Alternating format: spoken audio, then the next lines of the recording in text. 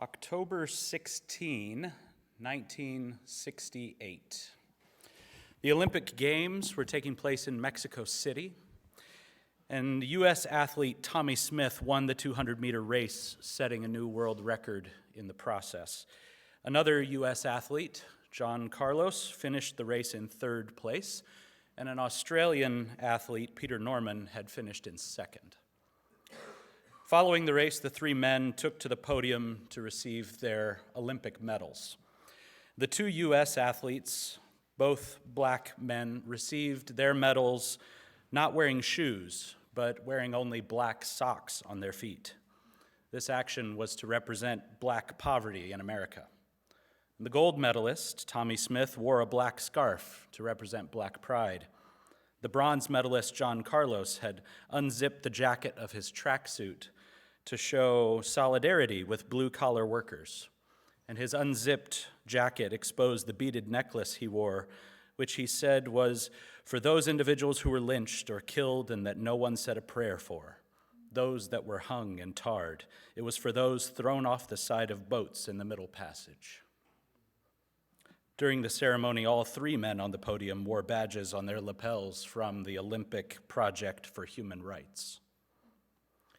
After receiving their medals, United States national anthem began to play, and the typical response of American athletes was and is to look at their nation's flag and place their right hand over their heart as the Star-Spangled Banner plays.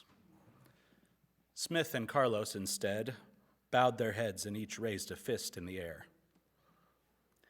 The image of these men, their fists held high inside black gloves, standing on the podium at the Olympic Games, made international news. The men were booed by the crowd as they left the podium.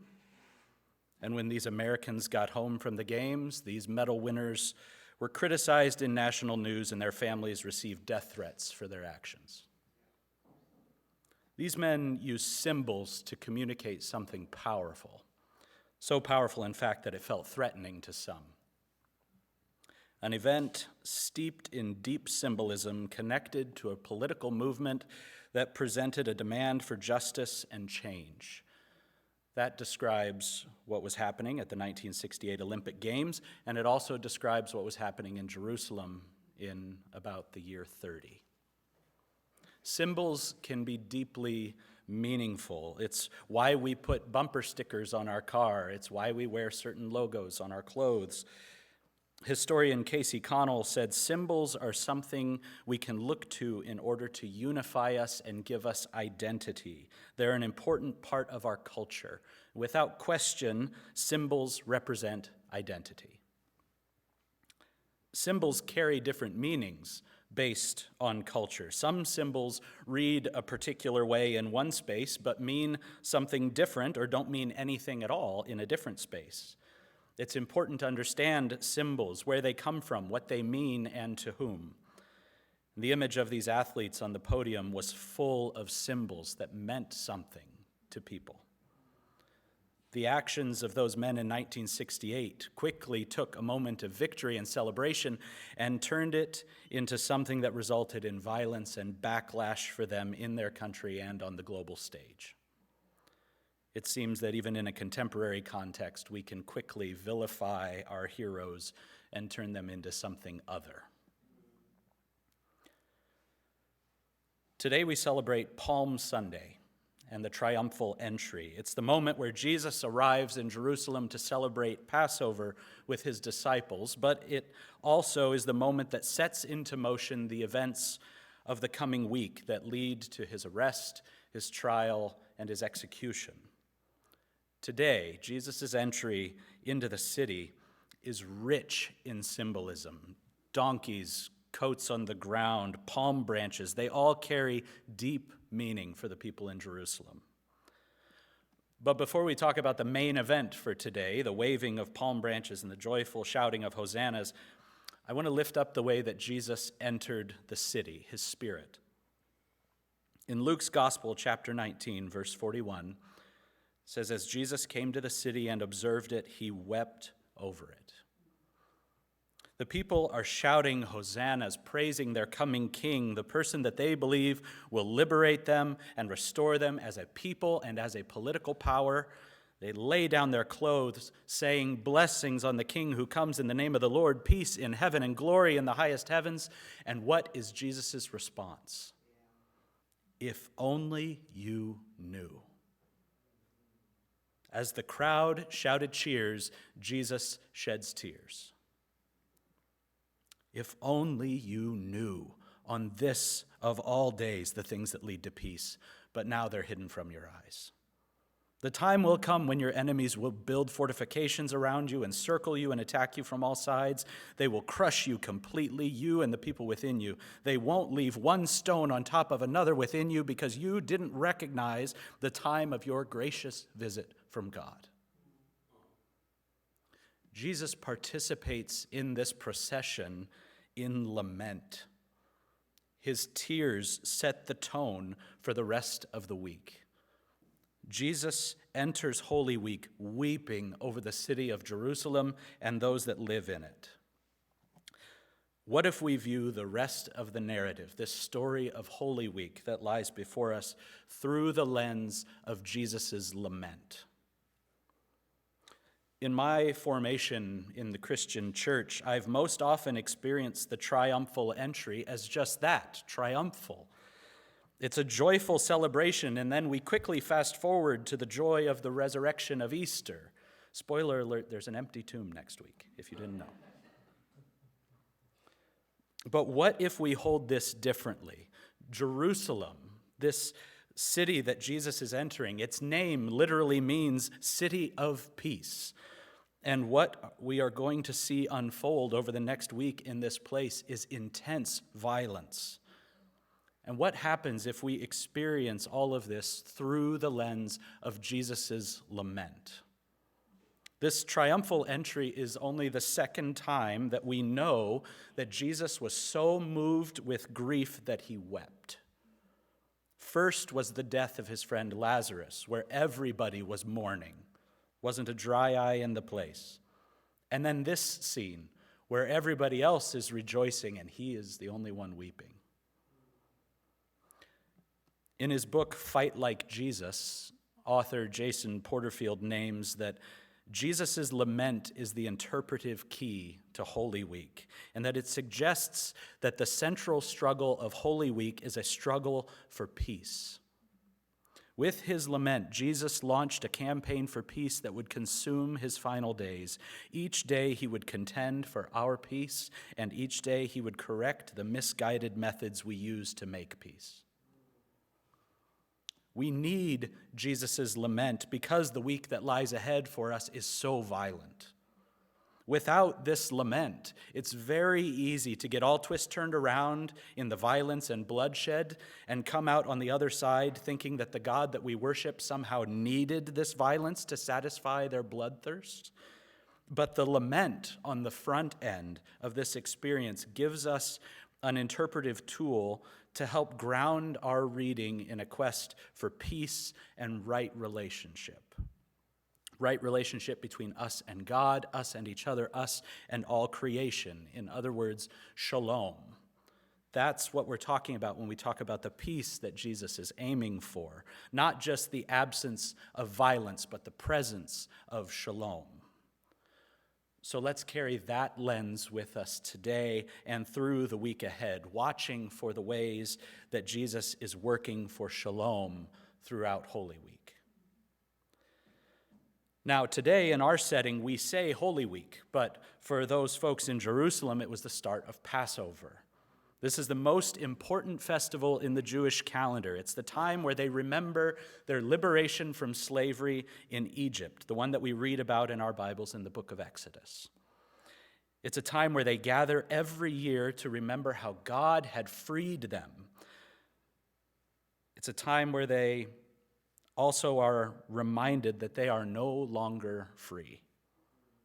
They have rituals to remember their story, and they wish for the day when they are free again instead of under Roman occupation. The festival stirred up a lot of emotions in the Jewish people, and it was famous for creating an atmosphere ripe for insurrection. And Rome knew this, so they started fortifying their forces in the city every year during that week to keep order during this festival. So as Jesus enters, this famous traveling prophet who has performed signs and wonders, he starts approaching the city. It's no wonder that the gathered folks in town get a little excited. As Jesus approaches, the crowd starts chanting a psalm together. They know their holy scriptures, and together they start saying Psalm 118. Blessed is he who comes in the name of the Lord, and they lay their coats down on the road. And this reception of this Jesus character into the city is familiar for them. Their message in this symbol of laying down their coats is unmistakable. This is not the first time they've welcomed a king to Jerusalem by laying their coats down. It's exactly what Israel did for King Jehu in 2 Kings chapter 9. This action turns up the temperature. This is no longer just a pep rally to welcome Jesus, but it's the start of a political rebellion. And what they do next takes it one step further. They cut down palm branches and start waving them. Now, for us today, this symbol might not mean much, but as Porterfield points out in his book, palm branches did not function as the ancient equivalent of those giant foam hands that we see at sporting events. Waving them did not mean, "You're awesome, Jesus, I'm your number one fan." In Jesus' day, palm branches were a politically loaded symbol that reminded the Jewish people of this significant historical event, the Maccabean revolt. So there are these books that aren't included in most of the Bibles that we use in our tradition, but there are these intertestamental books between the Old and New Testament called the Apocrypha. And if you want to hear the whole story of the Maccabean revolt, you can read it in 1st and 2nd Maccabees in that collection. But here's the Cliff Notes version of the story for you. So from Jesus' triumphal entry, we rewind about 200 years. And Jerusalem is under foreign occupation, and the king, Antiochus, has ransacked Jerusalem. He's desecrated the temple with the sacrifice of an unclean pig, and then he orders all of the towns in Judah to start offering sacrifices to his gods. And he then sent inspectors out to each town to see to it that his decree was being carried out. And during one of these inspections, one of the Jewish people in town volunteered to make the sacrifice to these foreign gods, and as he approached the altar to make the sacrifice, an old priest named Mattathias killed him, and then killed the king's inspector, and then ran away. Following this, Mattathias' sons took up the fight after their father's health started to decline, and he said to them, "Avenge the wrong done to your people. Pay back the Gentiles in full." So one of Mattathias' sons was named Judas, and he was quite the warrior. He was successful enough in battle to earn him the nickname Judas Maccabeus, or Judas the Hammer. So under Judas the Hammer's leadership, the Jewish people regained through force parts of Jerusalem, including the temple. And the story goes that as Judas the Hammer made his triumphal entry into Jerusalem after his military victory and proceeded to cleanse the temple, his followers followed him, waving palm branches.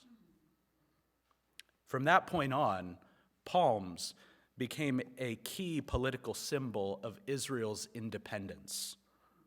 As Jewish power grew and they were able to start producing their own currency, what did they print on the coin? A palm tree with the words, "For the redemption of Zion." Both prior to and following Jesus' entry to Jerusalem, the palm was effectively the flag of a separatist movement. So today, across the Christian church, we and our children walk through the aisles of our churches waving flags of the rebellion. The actions of the people in this parade are rich with symbolism and the echoes of their people. They are sending signals as to their expectations and, and their intentions for a forceful takeover. And Jesus, likewise, responds with deep symbolism as to his intentions. Firstly, he enters on a donkey. Now, this is a direct fulfillment of the prophecy that we read in Zechariah 9, verse 9, regarding the coming Messiah. It says, "Rejoice greatly, daughter Zion. Shout, daughter Jerusalem. See, your king comes to you righteous and victorious, lowly and riding on a donkey." So this action is Jesus' public announcement that he is the fulfillment of the prophecy, that he is the Messiah. And the way that he got his donkey also says something. So in antiquity, a king could request transportation from anyone for his purposes. So when he sends his disciples ahead to fetch this animal, he instructs them to say to the owner of the donkey, "The Lord," or "the king," needs it. So Jesus is claiming his right as king by requisitioning modes of transport, an action that would have been well known in antiquity. Another little historical tidbit worth noting is that traditionally, if a ruler triumphally entered a city, he would ride a horse after his military conquest, but if his intentions were peaceable, he would come riding on a donkey. So by using a donkey, Jesus is already sending a message to the people waving their separatist flags that he is coming to the city as a peaceable king, not a militaristic one. But apparently the crowd must have thought that the peace was just for them and that there was still a military takeover in store for Rome. The timing of all of this is also worth noting. It's another symbol that sends a message. Jesus entered Jerusalem on the first day of Passover. And it was the 10th day of the Jewish month of Nisan. And we know about the expectations that happen on this day from what we read in Exodus chapter 12. It says, "Tell the whole Israelite community on the 10th day of this month they must take a lamb for each household, a lamb per house. Every Jewish household on this day was to select a lamb for sacrifice." And Jewish historians have named that the sheep for these practices were typically supplied from the community of Bethlehem and brought through the city's northeast gate, known as the Sheep Gate. Jesus, a man born in Bethlehem, entered Jerusalem on the same day, likely through the same gate, as the suppliers bringing their sacrificial sheep to town. He rides into town alongside the sheep being led to slaughter. Picking up again in Exodus 12 at verse 5. "Your lamb should be a flawless male. You should keep close watch over it until the 14th day of this month. At twilight on that day, the whole assembled Israelite community should slaughter their lambs." So each Israelite household was instructed to take 4 days to inspect and keep an eye on the sheep that they've chosen that they would slaughter to ensure that the animal was without blemish. Now, over the next 4 days in Holy Week, Jesus would remain highly visible in the public eye, teaching, preaching, answering questions. He would spend the next 4 days, just as these sacrificial lambs, under close and careful examination. And he would eventually die alongside those sheep, offering himself as the ultimate sacrificial lamb. I don't think that these connections are coincidental. I think they're 100% on purpose. The rich symbolism in the action of the crowd and in Jesus' response paints a really powerful picture. And through Jesus' actions on Palm Sunday, he sends messages that he is indeed the king and he is a sacrificial lamb. But all of this is couched in his lament over the city. "If only you knew on this of all days the things that would lead to peace." Jesus aims the narrative toward shalom. Everything that follows is his effort to bring peace and teach us how to bring peace. Everyone, even the disciples, had it wrong. Everybody brought their own expectations, even hopes, to what they thought Jesus would do and how he would do it. But if only they knew. How do we hope that Jesus shows up? And what do we expect from Jesus when he does? And how do we participate in Jesus' lament and in his active peacemaking? Jesus' lament was a word for the people of that age and a prophetic word for us today. It's an invitation and a pleading to embrace radical peacemaking. As we enter the week that lies ahead, I invite us to remember Jesus' posture. And let's look carefully to Jesus as the fullest revelation of the nature of God to us. And may we walk through the darkness and violence of the week ahead, actively seeking peace. If only you knew on this of all days the things that lead to peace. But now they are hidden from your eyes. God have mercy on us. Amen.